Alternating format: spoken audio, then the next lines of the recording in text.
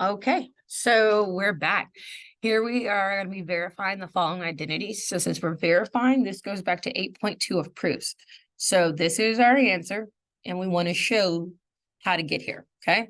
So we're going to go through the steps. So the first thing we're going to do is we have our identifier A and our B. So for this problem, our A equals pi, our B equals x. Second, we're going to expand, figure out our pattern. So the pattern here, if I have cosine pi plus x, going back to our notes, let me scroll up. If I have cosine of A plus B, it's going to be cosine of A times cosine of B minus sine of A, sine of B. So that's what we're going to put in. So remember, I like to write it as CC minus SS. So that's what we're going to be following. Step 3, you're going to go ahead and plug in everything that you have. So cosine of pi times cosine of x minus sine of pi times sine of x. Okay, step 4 is to simplify. So cosine of pi. So remember when we're talking about our unit circle, here's pi. The ordered pair of pi is -1, 0. So here cosine is going to be your x and sine is going to be your y. So cosine of pi is -1 cosine x minus sine of pi is going to be 0 sine of x. So when I fully simplify this, anything times 0 is going to cancel itself out, and we're just left with negative cosine of x as our final answer. Okay, so that's what we get. Did they say anything? All right, so if you have any questions, let me know, but hopefully following the steps, you feel pretty confident. Let's do another one. It's going to be our last one of our notes. So after this, you should be good to go on completing your assignment. All right, so this is our goal. Our goal is cotangent x plus tangent y. Okay, 7 is going to combine things we learned in our 8.1 with our basic 8, and then also this unit. Okay. Excuse me. So first thing we want to do is we're going to expand our cosine x minus y, and then we will use reciprocal to adjust here. So first, it's cosine x minus y. So obviously your A is x, your B is y. Check. Next, we're going to look at the pattern. Since it's cosine x minus y, then it's going to be CC plus SS. Third, we're going to expand. So this is going to give us cosine x times cosine y plus sine x times sine y. Okay.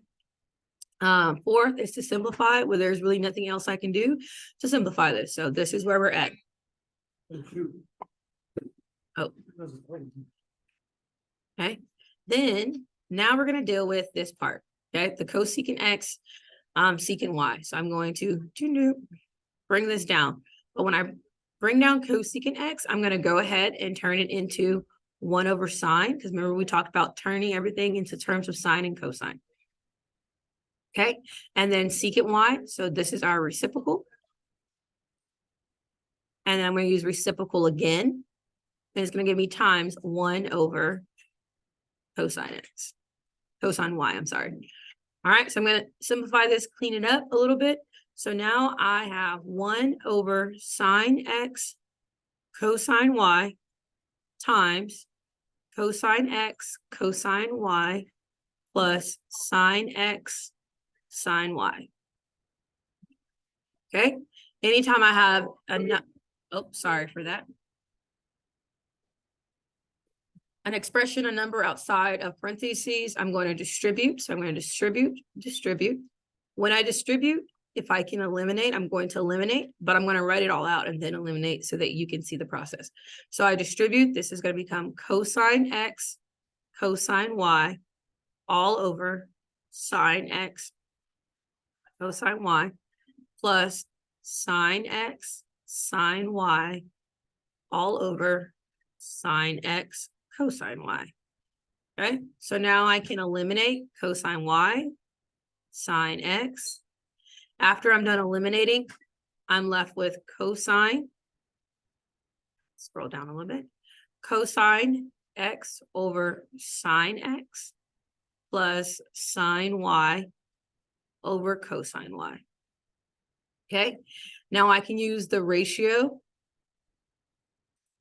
identities. Cosine over sine x is going to give me cotangent x. Sine over cosine is going to give me tan. So we end up with cotangent x plus tan y. And what was our goal? Cotangent x plus tan y. Okay, so that's the full puzzle. That's what happens when it all comes together. And you just have to be willing to take your time, follow the rules, follow the patterns, and it'll all come together. All right.